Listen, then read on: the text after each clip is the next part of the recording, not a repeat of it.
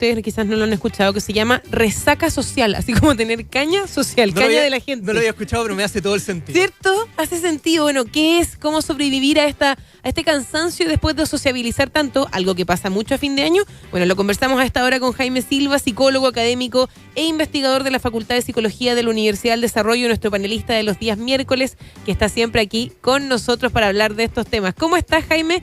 Feliz año, aprovechemos de decirlo igual. Feliz año, sí. Buena, Jaime, feliz año. Último día, ahora sí. Deseos, Piedad nos quedó debiendo su meta para este año. ¿Verdad? Empezamos la... Ay, sí, hemos hablado de esas ahí cosas. nos contarás tú. Sí, para que no se haga la Larry en comparación a la conversación que tuvimos la semana pasada. ¿Ah, sí? Sí, pues estuvimos hablando de metas. Sí. Ay, ¿tengo que hablar de eso? Vas a tener que contarnos tus metas 2020. Es que no tengo. Es que colapsé tanto a fin de año que no me dio ni para hacer ninguna lista, nada, ni una cuestión. Mira, te damos de aquí a febrero. Eso, ahí eso. Ya, ok, acepto.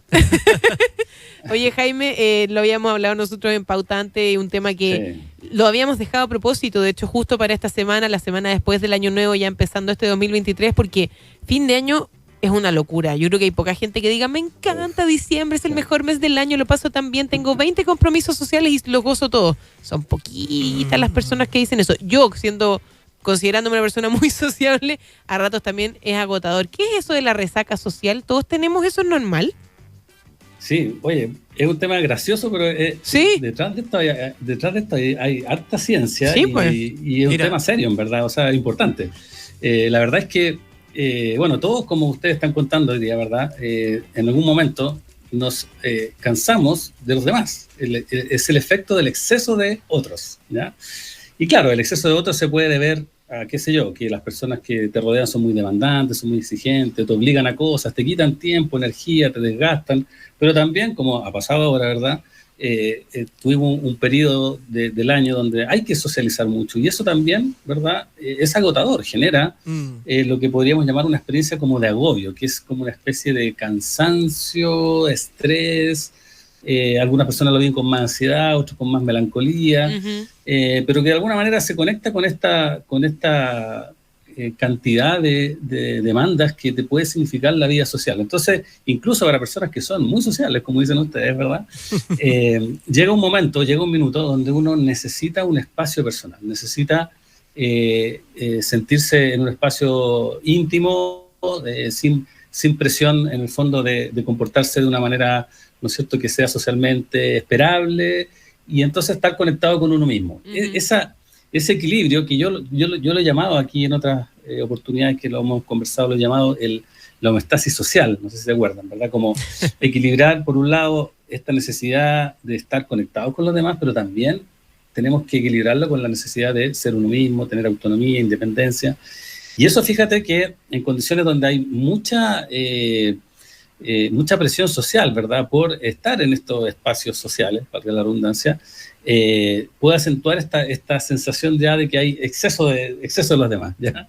Hay un pueblo en Papúa Nueva Guinea, por allá, yo no conozco, pero bueno, hay en Oceanía, que se llama pueblo de Baining, creo que es el nombre, ya que ellos acuñaron un nombre para esta experiencia, le llaman Abumbuk, ¿ya? Después otro día podríamos hablar de cómo nombran las emociones en otras culturas y cómo hay culturas que nombran y la nuestra, por ejemplo, no la nombran. Claro, eso pasa mucho en Japón y en Suecia, creo, en los países nórdicos. Súper interesante. Y esta gente tiene una danza del fuego donde recibe muchos invitados en el pueblo. Y entonces la gente, bueno, fuera de estar en esta actividad de celebrando, los recibe en sus casas a los invitados. Entonces es una actividad que dura varios días y que cuando termina, en este pueblo de Nueva Guinea acuñaron este concepto de que es Abumbuk, tengo Abumbuk, que es que si tú lo buscas en internet aparece como desánimo, echar de menos a los demás, pero en realidad está mal, eso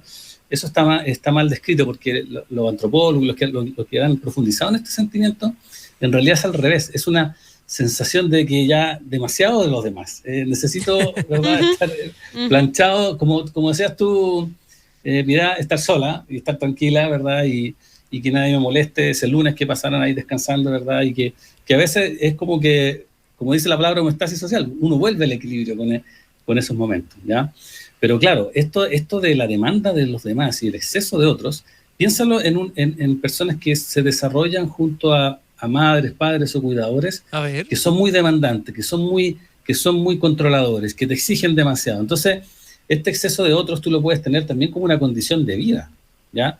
O, por ejemplo, nosotros podríamos tener un trabajo que es muy demandante en esta línea. Por ejemplo, personas que cuidan a otras personas enfermas, ¿ya? Y entonces se han acuñado términos que son como hermanos, como el desgaste del cuidador. O incluso, fíjate que las personas que trabajan atendiendo público, donde tú estás más pendiente de las necesidades de los demás que las tuyas, que se parece por esto, describen experiencias muy similares. Y de hecho, de los trabajos más estresantes que hay son todos los que tienen que ver con atención de público. Claro. Jaime, ¿cuál es la psicología detrás de que nos cansen las otras personas? ¿Cuál es la psicología de que, siendo animales sociales, siendo que incluso cuando estamos compartiendo con seres queridos, con amigos, con personas que adoramos estar, eventualmente esas personas se pueden volver una molestia? Sí, eso podríamos decir es una característica de los seres sociales, que tienen una motivación. Esto es psicobiológicamente dado, ¿verdad? Tengo una motivación por conectarme, pero también tengo una motivación por ser yo mismo, por tener una identidad, por desarrollar un aspecto propio de mí mismo en las relaciones con los demás. Entonces, esa necesidad, acuérdense cuando eran pequeños y jugaban, uno podría estar jugando con amigos, pero uno igual necesitaba en algún punto ir a jugar solo con su juguete o fantasear, ¿verdad? Con, qué sé yo, con tu videojuego, ¿verdad? Ahí en tu propia fantasía de niño, ¿verdad? Y eso también es reconfortante. Entonces, fíjate que la salud mental no se relaciona ni con lo uno ni con lo otro, sino que con el equilibrio de estas dos necesidades. Es decir, necesitar estar con otros, pero también necesitar tener un momento para uno mismo. Ahora, eso es una dimensión. Hay otra, por ejemplo, que también quizás podríamos nombrar acá, que cuando hay hacinamiento físico, es decir, lugares donde el espacio es muy limitado, ¿ya? Genera esta misma experiencia. ¿Te fijas? Entonces hay varias como condiciones. Entonces, en estudios que realizamos, por ejemplo, durante pandemia, claro, el hecho de estar confinado, de estar en cuarentena, aumentaba estar pegado a otros en lugares que eran, ¿no es cierto?, entre más reducido era. Hay estudios que muestran que entre más reducido el lugar, más probabilidad había de esto. Pero era súper interesante porque también hay estudios en este pueblo, ¿cómo se llama? Antes se llamaban esquimales, ahora se llaman, por algún otro nombre ahora, Inuit, una cosa así. Inuit, claro. Ay, Inuit, ¿verdad? ¿qué término es ese? Sí. No lo conocía. Sí, les cambiaron el nombre, pero bueno, esquimales para los que no lo conocen. A veces pasa. Sí. Bueno, Pero se entiende. Perdón por el error. Bueno, ellos, esa población, el 45% más o menos de esa población vive en condiciones de hacinamiento habitacional, ¿ya? Y se han hecho muchos estudios de salud mental en ese grupo, por lo mismo, y se ha demostrado que al final la salud mental tiene cierta independencia del espacio físico. Claro, si tú me dices, mira, vamos a vivir en una caja, puede ser que no, pero en condiciones más o menos controladas, ¿verdad? Donde hay espacios reducidos, se ve que lo que garantiza el bienestar de las personas más bien es el tipo de relaciones que se establece aunque haya poco espacio, ¿ya? Entonces, claro, si hay poco espacio y además las relaciones son como demandantes, te interrumpen, no hay espacios ni rituales para establecer la intimidad, qué sé yo, todo esto se relaciona con esta experiencia que podemos llamar así genéricamente resaca social o que otros autores llaman, ¿no es cierto?, como, qué sé yo, agobio o desgaste del cuidador, como les estaba contando. Ya también se ha estudiado en cárceles, por ejemplo. Las cárceles es un lugar donde está demostrado que entre más hacinados viven las personas que están privadas de libertad, más problemas de salud mental y salud física tienen, ¿ya? Interesante, por ejemplo, cómo la resaca social se conecta con cosas como la microbiota, con factores psicobiológicos de inflamación, ¿verdad? Entonces, se ve que por eso decía al principio, mira, es chistoso, pero tiene un aspecto que es importante, digamos. Súper. Y es importante, entonces, si pensamos en el fondo, ¿qué es lo que deberíamos hacer nosotros como para concientizar esto, ¿verdad? O sea, lo primero, creo yo aquí que obviamente es crear una cultura donde uno tiene que aprender a tener tiempo para uno mismo, ¿ya? Por ejemplo, cuando, no sé, cuando uno está en la etapa donde tiene hijos, por ejemplo, uno se olvida muchas veces de esto, ¿ya? Cuando uno tiene hijos pequeños, los terribles dos, un día podríamos hablar de eso, es una etapa muy demandada para la parentalidad, ¿ya? Y por eso también está el desgaste de la parentalidad, el burnout parental, no sé si no voy a hablar de eso, porque te desconecta mucho de tus necesidades, porque tú como padre o madre o cuidador estás muy conectado a las necesidades de tu hija o hijo. Y, claro, pues. ¿Te fijas? Entonces cada vez que nosotros abandonamos nuestras necesidades, ¿verdad? Por cumplir las necesidades de otras personas, nos ponemos en un camino de riesgo hacia experimentar primero agobio y después hay toda la línea de desórdenes de salud mental.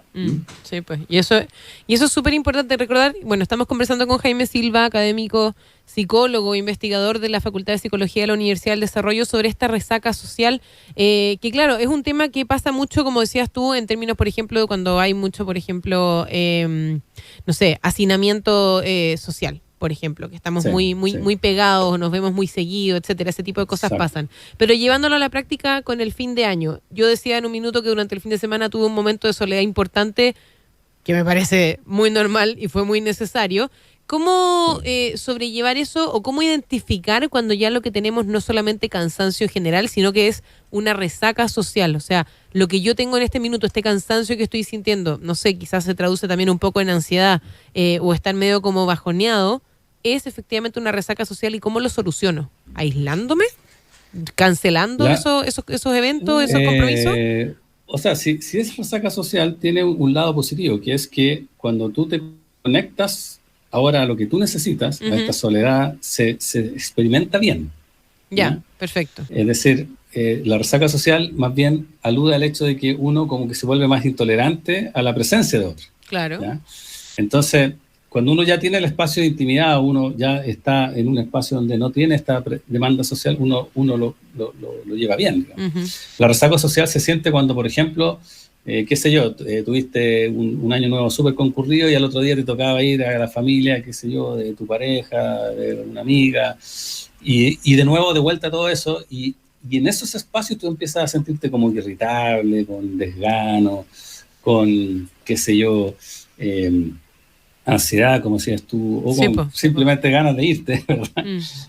Claro, quiero irme de este lugar, ya no quiero estar más. Esa es la resaca social. Si tú ya luego llegas a tu espacio personal, lo que debiera ocurrir es que uno se empieza a sentir bien. Entonces, ese es como el indicador. El indicador de la resaca social es que te abruma la presencia de otro y te libera o de alguna manera te alivia tener momentos para ti. Y entonces lo que uno tiene que hacer es vivir esos momentos, darse esos momentos. Muchas veces, como te decía, por eso puse el ejemplo de la parentalidad, muchas veces el problema de las personas no es que no tengan el tiempo para sí mismos, es que no se dan el tiempo para sí mismos. Claro. Por ejemplo, un padre o una madre puede sentir mucha culpa porque si yo le diría dedicar tiempo a mi hija o hijo en este momento.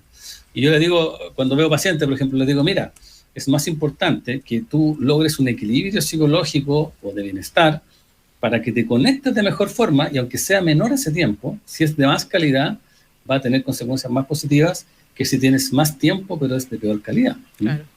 Jaime, yo he notado con cierta preocupación, y me imagino que no soy el único, que post pandemia, particularmente mis energías sociales se han visto disminuidas. Ese punto como de relativo hastío se llega más temprano de lo que uno solía soportar antes. ¿De qué manera nos afectó el confinamiento? Y cómo podemos ir paso a paso también alejándonos un poco de haber perdido de alguna manera la costumbre de que vivimos en un mundo conectado con otras personas donde tenemos que interactuar con otros más o menos constantemente.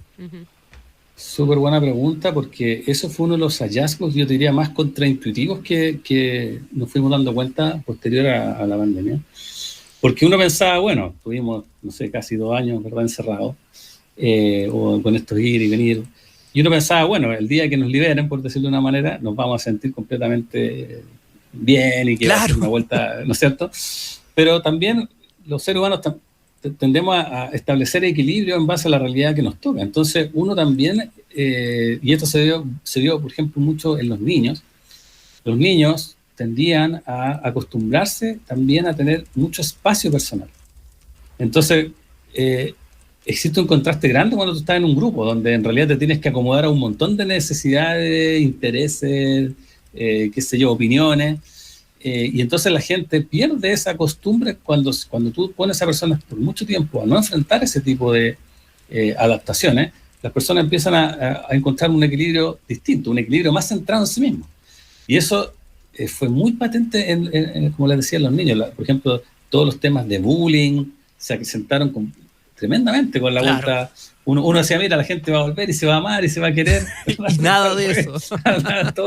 Todo como replanteándose los límites, hasta dónde llegaba mi control, mi poder, mi estatus, qué sé yo. Y eso en niños, en adultos, en todos lados. Entonces, fue un efecto que yo diría que se ha ido mitigando, pero sin lugar a dudas hubo un momento álgido, yo diría el 2021, sobre todo el segundo semestre del 2021, donde hubo en el mundo escolar, por ejemplo, se vieron muchísimos casos de y niveles de bullying que no se veían hace 10 años. Sí.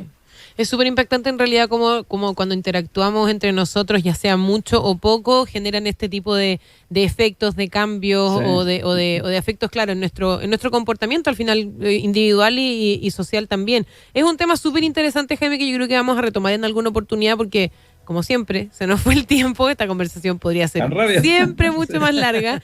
Siempre se nos hace corto porque es muy interesante, pero sin duda lo vamos a retomar porque yo creo que mucha gente se ha sentido identificada con lo que hemos estado hablando acá. O sea, esto de estar un poco cansado de sociabilizar tanto, sobre todo después de fin de año. Así que vamos a estar hablando y retomando ese tema sin duda para más adelante. Y como siempre, Jaime, darte las gracias por haber estado con nosotros aquí en el Déjate Caer, como todos los días miércoles. Jaime Silva, psicólogo, académico e investigador de la Facultad de Psicología de la Universidad del Desarrollo. Gracias por tu tiempo. Gracias, chicos. Nos vemos la próxima Jaime. semana. Cuídate, buena semana. Me quedaste viendo la meta, Pilar. Ahí, Te la voy a cobrar. Sí, lo voy a anotar de todas formas. Gracias, Jaime, que estés muy bien. Que vaya bien, Jaime. Chao.